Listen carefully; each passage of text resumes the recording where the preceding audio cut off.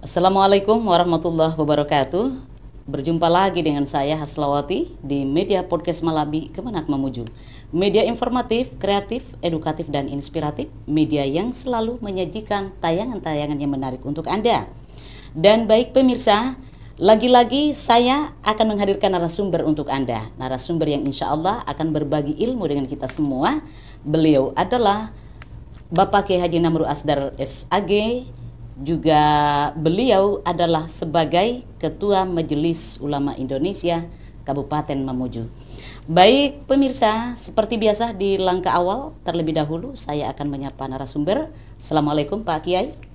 Waalaikumsalam warahmatullahi wabarakatuh. Kabarnya masih sehat? Alhamdulillah sehat walafiat. Barakallah. Iya. Pak Kiai, senang banget loh. Setelah pekan kemarin kita sudah membahas di studio ini tentang hikmah dan hukum kurban.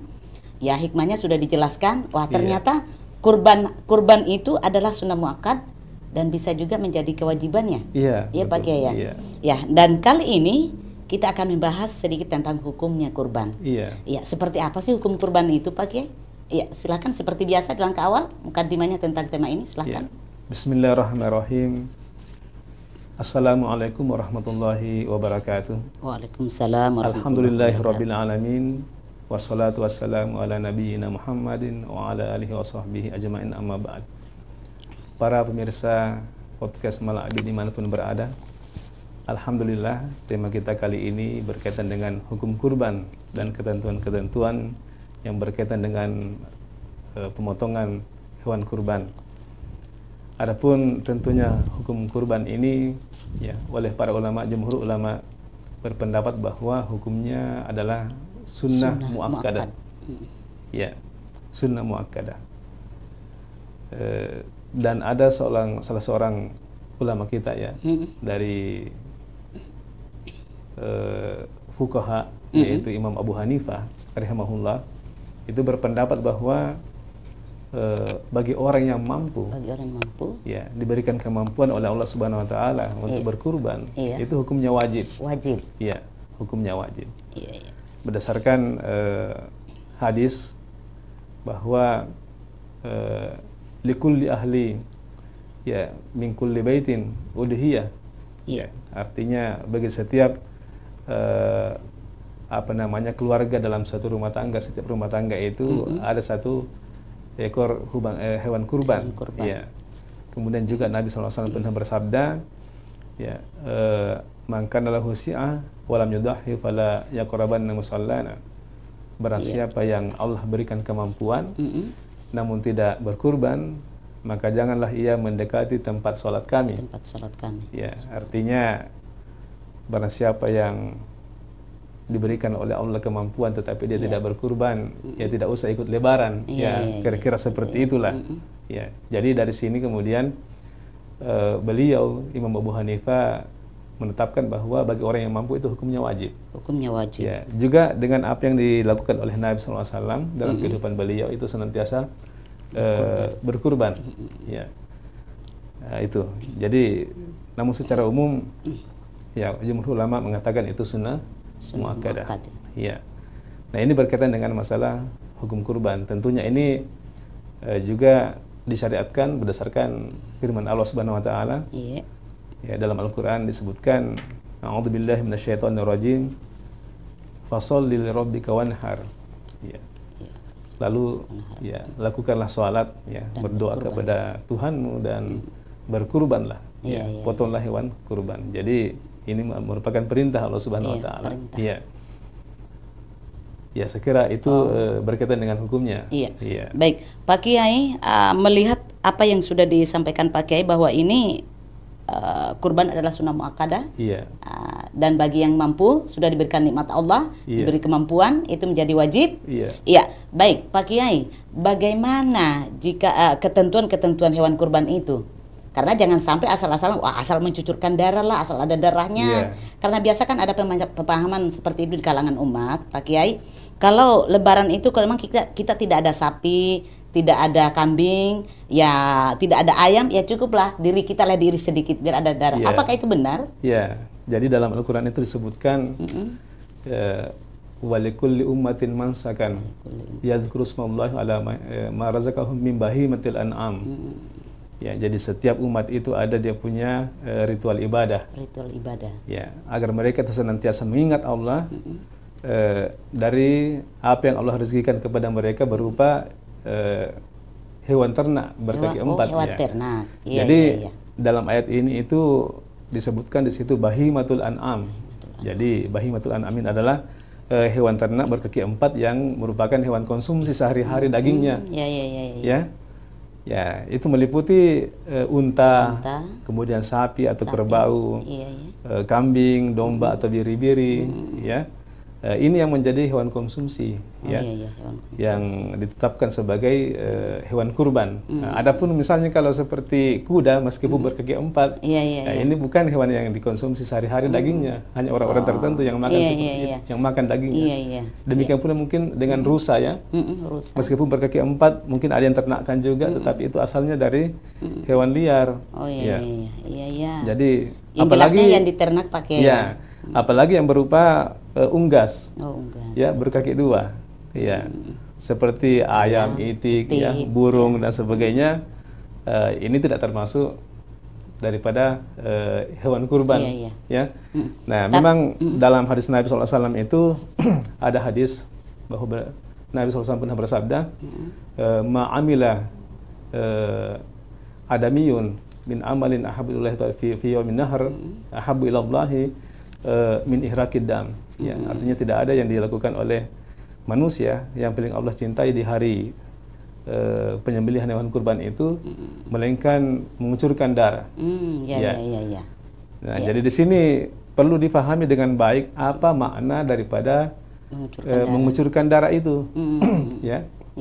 Jadi yang dimaksud di sini adalah memotong atau menyembelih hewan kurban, ya, seperti yang kita sudah sebutkan tadi jenis-jenis hewannya itu, ya. Jadi tidak termasuk apa namanya ayam atau itik dan sebagainya. Jadi jangan sampai ada salah memahami yang beranggapan bahwa kalau memang tidak ada misalnya sapi, ya, kambing, ayam tidak maka, ada juga. Cukuplah dengan ayam. Oh, kirain sih ya. iris diri kalau aja tidak lah ada gitu. ayam, cukuplah dengan burung. Oh Kalau tidak ada burung, ya mungkin diiris jemarinya, sedikit aja jemarinya supaya ada darah yang mengucur di situ. Nah, ini tentunya salah paham, ya, dalam memahami hadis Nabi SAW tersebut. Jadi yang dimaksud dengan mengucurkan darah ihraqud dam di situ adalah menyembelih hewan kurban. Kurban. Iya. Tapi Pak Kiai, yang kadang juga terjadi sih di kalangan umat, tidak ada pengucuran darah sebelum sholat Id. Bahkan yang memotong ayam pun begitu loh Pak Kiai. Sampai jangan dipotong ayamnya dulu, belum selesai sholat Id. Bagaimana itu Pak Kiai? Islam menyikapi tentang hal itu? Memang untuk ketentuan dalam hal waktu pemotongan hewan kurban itu, ya, itu Nabi SAW menyatakan bahwa barang siapa yang menyembelih, ya, hewannya itu setelah pelaksanaan sholat Id, ya, maka itu akan diterima sebagai kurban, dan sudah memenuhi ketentuan sunnah, ya, seperti itu ketentuan untuk kurban. Tetapi barang siapa yang menyembelih dia punya hewan, ya, sebelum pelaksanaan sholat, maka itu hanya terhitung sebagai orang yang memotong hewan dalam rangka untuk memberikan makan keluarganya. Tidak jadi artinya apa? Ya, hanya konsumsi biasa saja itu kalau waktu pemenuhan pemotongannya ini sebelum pelaksanaan sholat Id. Jadi waktunya itu mulai sejak terbitnya matahari, kemudian ada waktu di mana orang itu bisa melakukan sholat Id, ya. Setelah itu baru itulah kemudian waktunya yang tepat untuk bisa memotong hewan kurban, sampai berlanjut terus sampai di hari-hari tasyrik, sampai 13 Zulhijjah, tanggal 13 Zulhijjah, ya, di waktu asar. Baik Pak Kiai, sangat menarik. Nah, kalau ini tadi waktu pemotongannya sudah tersampaikan, ketentuan hewannya itu, ketentuan jenis hewannya, mulai dari umur berapa, jangan sampai bilang, oh iya sudah diberanakan kemarin itu, kambingnya atau sapinya mungkin sudah bisa dipotong atau gimana? Apakah punya ketentuan umur juga? Ya, jadi hewan yang akan dikurbankan sebagaimana yang disebutkan tadi jenis-jenisnya itu ada ketentuan yang harus dimiliki. Iya. Ya, yang pertama berkaitan dengan umur. Ya, atau usia hewan itu. Iya. Jadi dalam hadis itu dikatakan sebagai musinnah. Ya. Jadi kalau misalnya itu berupa unta, ya, maka minimal berumur 5 tahun. Ya. Kalau dia sapi atau kerbau, maka minimal dia 2 tahun. Oh, 2 tahun. Ya. Kalau untuk kambing itu minimal 1 tahun. Iya. Ya. Bahkan kalau misalnya tidak ada kambing atau ada domba, tapi tidak ada yang 1 tahun, maka ya 1,5 tahun itu bisa. Oh, ya. iya. Untuk ini berkaitan dengan masalah umurnya. Kemudian berikutnya adalah hewan tersebut itu selamat dari cacat. Sehat ya? Ya, selamat dari cacat. Cacat yang bisa menyebabkan hewan ini tidak bisa tumbuh dengan sempurna. Oh iya. Iya. Jadi misalnya hewan tersebut itu buta, ya, atau pincang, ya. Pincang. Iya. Termasuk juga kalau dia hewan ini mengalami tanduknya itu kurang pertumbuhan, ya. Oh, iya, dari gitu. segi sehingga dia punya daging itu tidak bisa diambil, artinya sangat kurus. Iya. Nah, berikutnya dia harus sehat. Ya, hewannya harus sehat. Iya. Oleh karena itu perlu diperiksakan ke dokter hewan sebelum disembelih untuk memastikan apakah hewan tersebut itu sehat atau selamat dari penyakit-penyakit hewan tertentu. Ya. Baik, sangat menarik ini Pak Kiai. Tadi sempat disinggung tentang cacatnya itu. Apakah dia pincang? Bagaimana kalau hewan itu pincang sejak dia lahir, tetapi sehat badannya? Apakah itu dibolehkan untuk dikurban? Ya, jadi pincang ini yang menyebabkan pertumbuhan hewan tersebut tidak sempurna. Oh, tidak sempurna. Ya. Tapi jadi, kalau pincang sejak lahir dan sehat bisa, Pak Kiai? Termasuk seperti itu tentunya, ya. Oh, termasuk seperti itu. Yang mengalami kecacatan, ya. Apakah sejak lahir atau tidak, ya. Itu tentunya tidak layak untuk dikurbankan, ya. Gitu. Jadi perlu juga kita memahami dalam hal ini bahwa apa-apa yang ingin kita persembahkan, ya, sebagai kurban itu haruslah sesuatu yang terbaik. Yang terbaik, ya. Lan tanalul birra hatta tunfiqu mimma tuhibbun, ya, gitu. Jadi kalian tidak akan mendapatkan kebaikan sebelum kalian itu ya sampai kalian itu menginfakkan, ya, menyumbangkan yang terbaik dari apa yang kalian senangi, cintai, ya. Termasuk dalam hal berkurban. Jadi dahulu manusia di awal-awal, ya, Habil dan Qabil itu mereka juga berkurban pada waktu itu. Iya. Nah, ada yang berkurban dengan ketulusan, dengan keikhlasan yang betul-betul sempurna, sehingga dia berkurban dengan yang terbaik dari apa yang dia miliki. Ya, Qabil. Kemudian Habil, ya, berkurban dengan seadanya, ya, dari apa yang dia miliki, ya, berupa hasil pertanian, tetapi itu tidak yang tidak bagus, ya, yang dikurbankan. Maka Allah melihat keikhlasannya masing-masing. Allah menerima kurbannya Qabil, yang satunya tidak. Ya, akhirnya dari situlah ada kecemburuan dan sebagainya. Ya. Jadi kita juga bisa mengambil pelajaran di sini bahwa apapun yang kita persembahkan sebagai kurban itu harus yang terbaik. Ya, baik, makanya harus selamat dari cacat. Tetapi ada tentunya kecacatan yang ringan itu yang masih bisa ditoleransi. Ya, seperti kalau hanya robek sedikit dia punya telinga, ya, patah sedikit pecah sedikit dia punya tanduk, ya. Itu tidak ada masalah. Yang penting tidak kurang, ya. Ya, yang penting tidak copot dia punya tanduk sama sekali. Karena kalau dia copot, maka dia juga bisa menyebabkan itu pertumbuhan hewan itu terhambat, ya.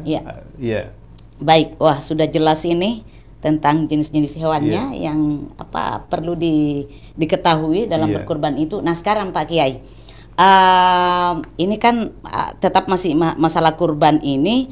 Terus ini kurbannya kalau berapa satu ekor sapi itu atau kambing atau unta kalau ada di Indonesia yang begitu Pak Kiai, menanggung nyawa berapa ya? Menanggung orang berapa itu? Ya, Pak Kiai? jadi pada intinya seekor hewan kurban itu apakah itu sapi atau kambing untuk satu keluarga ya itu bisa semuanya mendapatkan pahala kurban. Gitu ya. Ya. Jadi misalnya seekor kambing ya ada seorang kepala rumah tangga ya. Dia berniat memotong hewan kurban untuk dirinya dan keluarganya. Maka berapapun keluarga di dalam rumah tangga itu, berapa orang pun ya 3 istri atau 4 istri kemudian anaknya itu ada 20 misalnya, ya semuanya dapat pahala kurban. Gitu ya. Iya, meskipun hanya satu ekor kambing. Iya. Ya. Kemudian diperbolehkan orang-orang itu berkongsi ya. Apabila hewan kurbannya itu berupa sapi atau unta. Ya, tapi itu maksimal 7 orang. Oh, 7 orang. Ya, 7 orang. Ya, di mana tentunya kita pahami bahwa 7 orang ini adalah orang-orang yang semuanya mampu untuk berkontribusi, berkongsi dalam membeli hewan kurban itu. Ya, orang yang berkemampuan semuanya.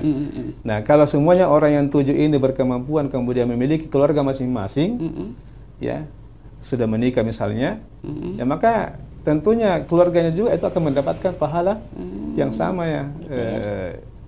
Ketika dia berkurban itu, ya meskipun ada 7 keluarga ya, dengan mungkin jumlah orang 50 orang itu semuanya kalau dikalkulasi. Oh gitu.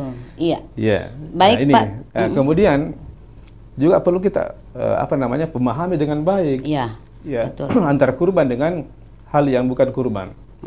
Karena sering ya terjadi misalnya dalam satu komunitas, ya apapun namanya komunitas itu kemudian berkongsi ya untuk membeli sapi. Mereka ada di situ 50 orang. 50 orang. Kemudian mereka berkongsi untuk beli sapi, 1 ekor sapi disembeli pada waktu hari-hari kurban, ya. Nah, lalu mengatakan itu sebagai kurban. Sebagai kurban. Ya. Dari 50 orang yang berkongsi itu. Misalnya dalam satu instansi lagi. Ya. Atau satu komunitas. Masing-masing kumpul misalnya 500.000. Ya. Nah, ini tidak bisa dikatakan sebagai kurban. Nah, ya. Hanya sebagai sedekah. Oh gitu ya. Ya, sedekah biasa untuk berbagi. Ya, berbagi dalam hal ini ada daging ya. Nah, tapi itu bukan kurban. Karena kenapa? Karena kurban itu memiliki ketentuan tentunya. Ada ketentuan tertentu seperti yang ditetapkan oleh agama dalam syariat, ya. Sebagaimana yang dalam hadis Nabi ya, bahwa untuk seekor unta itu ya bisa untuk 7 orang atau untuk 1 ekor sapi untuk 7 orang. Orang yang mampu yang berkontribusi di situ. Ya, jadi itu harus dipahami. Jadi jangan dikatakan sebagai itu kurban. Jangan sampai ada salah memahami ya. Oh gitu ya. Tapi boleh saja sih berkontribusi banyak orang di situ Pak Kiai, tapi mungkin dibagi. Kalau umpama 500 per orang per kepala, terus ada beberapa orang, ya jangan beli 1 ekor sapi dong. Bisa ya pakai begitu? Mesti membelinya sapi itu ya banyak lah begitu, sesuai dengan apa yang sudah dikumpulkan. Iya. Jadi maksud saya begini ya. Maksud saya ketika seseorang itu berkontribusi misalnya 200.000, 300.000 ya dalam satu komunitas, ya harga sapinya itu 14 juta, itu kan tidak bisa kalau hanya 7 orang, ya. Jadi dan komunitas ini banyak, ya. Kecuali kalau, jadi kecuali misalnya kalau di kantor itu ada 7 orang yang hanya 7 orang, ya. Ketika disembeli itu disebutkan namanya yang 7 orang ini yang berkontribusi, ya. Betul. Nah, seperti itu. Tapi kalau misalnya 50 orang yang berkontribusi dengan harga yang seperti tadi, ya itu tentunya tidak masuk ke dalam kategori kurban. Ya, karena maksimal maksimal yang bisa ditanggung oleh satu ekor itu hanya 7 saja. Ya. Baik Pak Kiai. Nah sekarang terus ini daging kurbannya ini mau diarahkan kemana ini? siapa yang lebih membutuhkan ini? Apakah yang sedang-sedang saja kehidupannya, atau yang kaum duafa, atau bagaimana ini Pak Kiai? Karena terkadang terjadi di lapangan itu yang seharusnya dapat toh, tapi ya begitulah. Kadang dikasih sedikit, terus yang agak-agak di atas sedikit kehidupannya kok malah dia banyak-banyak. Gimana itu Pak Kiai? Ya. Berkaitan dengan masalah pembagian hewan kurban ini, Nabi SAW pernah bersabda, Kulu wa at'imu waddakhiru. Artinya makanlah kalian dari hewan kurban itu, kemudian berikanlah makan kepada orang lain, kemudian simpanlah. Ya. Jadi dari sini kemudian para ulama itu mengatakan bahwa sepertiga dimakan, dikonsumsi pada waktu itu, kemudian sepertiga diberikan orang lain, sepertiga disimpan. Kalau begitu 2/3 untuk orang yang berkurban, ya kan? Nah, tapi perlu kita bijaksana bahwa disesuaikan dengan kondisi yang ada di wilayah masing-masing. Mungkin ada wilayah yang di situ orang yang berkurban sedikit sekali, sedikit sekali hewan kurbannya, sehingga kalau yang seperti itu ya lebih banyak yang kita berikan kepada orang lain daripada yang kita ambil.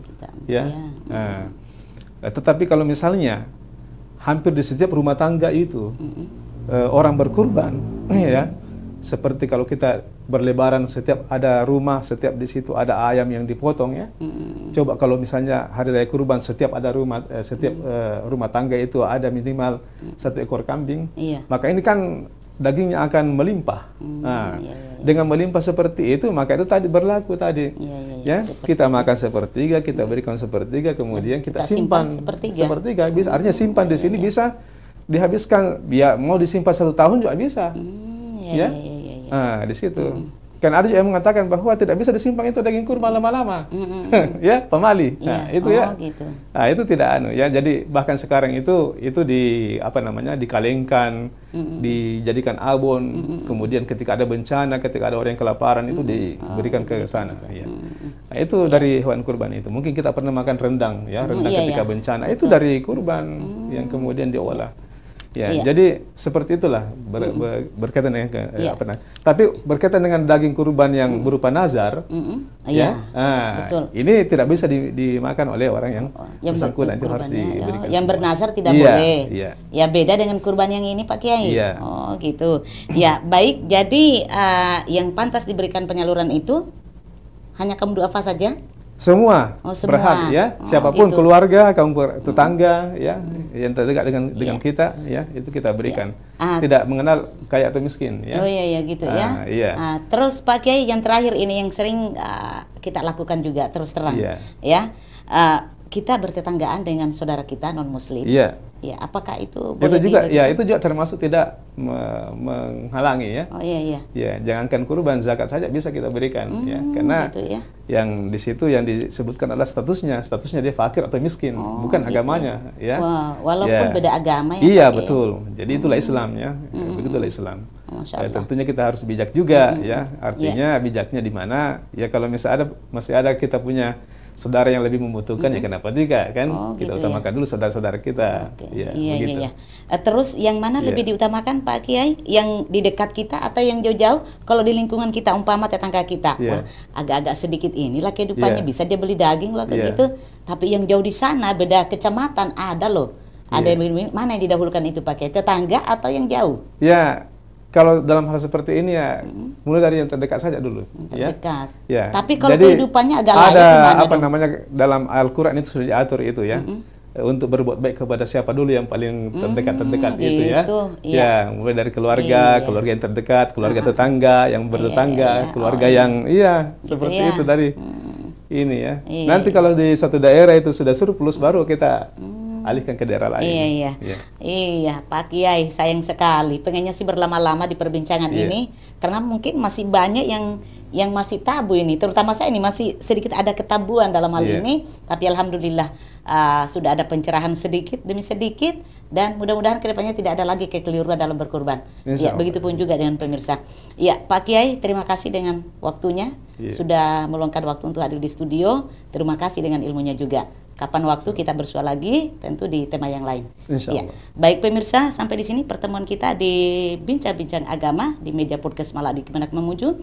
Dan saya Haslawati segera tarik diri. Salam pisah. Wassalamualaikum warahmatullahi wabarakatuh. Waalaikumsalam warahmatullahi wabarakatuh.